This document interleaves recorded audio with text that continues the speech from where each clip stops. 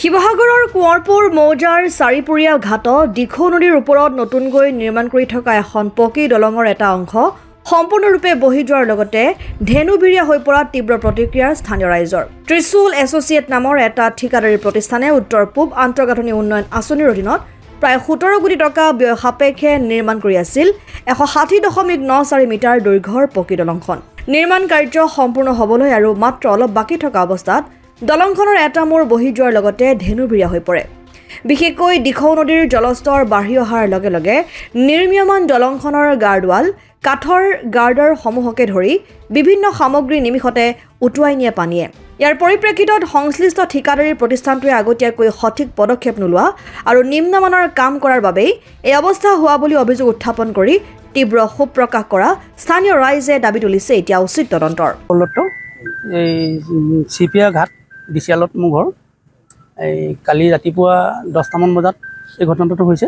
ঘটনাটো হোৱা মূলতেই মানে ঠিকাদাৰ চেঞ্জ হোৱাৰ লগতে মানুহ নলগোৱা দুখতে এই কথাটো হ'ল। মাঘ আৰু ফাগুন 2 মাহ বহি থাকিলে। 6টা মানুহেতো কাম কৰিব, 7টা মানুহে কাম কৰিব নোৱাৰে।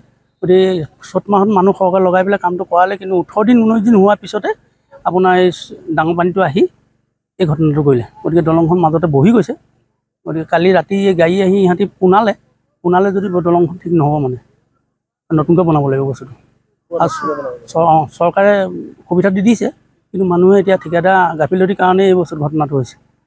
মানুহ সময়মতে নিউজ কৰা নাই, গতিকে এই কামটো এনেকুৱা হৈছে। চৰকাৰ আবেদন নতুনকৈতো দলংখন বনাব লাগিব। আৰু চৰকাৰ গাত দুখ নাই ন, দলংখন দিছে ৰাইজৰ কাৰণে।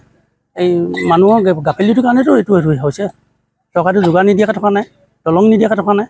ইমান অনুন্নয় বিনয় কৰাৰ পিছত দলংখন আমাৰ পাইছে ৰাইজে। মোটামুটি 30খন গাঁৱৰ জনসাধাৰণৰ মাজত আপোনাৰ মিনিমাম 30খন গাঁও যাতায়াতৰ পথ এইটো মেইন পথ এইটো আমাৰ 30খন গাঁৱৰ যাতায়াতৰ পথ এইটো। গতিকে ইয়াৰ মাজত যদি বেয়া হৈ যায়, চৰকাৰেতো আকৌ পুনৰ নিদিয়ে। গতিকে পুনৰ নিৰ্মাণটো নহয়। গতিকে যি হৈছে আকৌ নতুনকৈ নিৰ্মাণ কৰি বস্তুটো আমাক লাগে, দিব লাগিব। আৰু এনেই মেহনতি কৰি থৈ দিলে নহ'ব ন। 10 বছৰৰ পিছত ম্যাদত থাকিব। ম্যাদটো যেতিয়া গুচি যাব, দলংখন বহি গুচি যাব। গতিকে এনেই পোনাই থ'লে নহ'ব। ফাটবিলাক কিহে মাৰিব? ফাটটো আছে 3টা 4টা ফাট মেলি গ'ল দলংখনত। আমি এনেকৈ কৰিম, নতুনকৈ বনাই দিব লাগিব। সেইটো ভাঙি চিঙি আকৌ নতুনকৈ বনাই দিব লাগিব। কথা হ'ল এইটোৱে।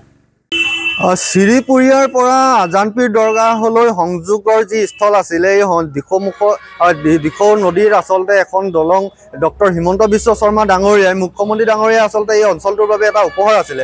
কিন্তু দেখা গৈছে যে যি ত্ৰিশূল এণ্টাৰপ্ৰাইজ নামৰ প্ৰতিষ্ঠানটোৱে নিবিদা লাভ কৰিলে, ইয়াৰ পিছত তেওঁলোকে বনাই গৈছে, বাৰে প্ৰতি ভাগি গৈছে। যোৱা নিশাও ভাগি তলত গোটেই অংশটো তললৈ বহি গৈছিলে। কিন্তু বৰ্তমান ভেকুৱাম দি এই যি অংশ মানুহৰ ৰাইজৰ চকুত নপৰাকৈ পুনৰ তুলি দিছে।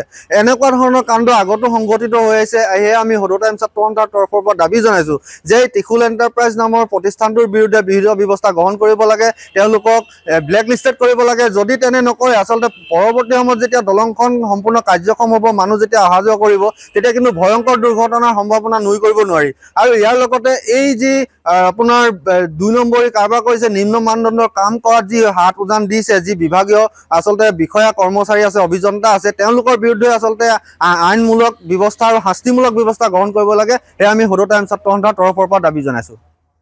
শিৱসাগৰৰ পৰা চৈয়দ মুস্তাকুৰ ৰহমানৰ ৰিপৰ্ট, অসম আদিত্য।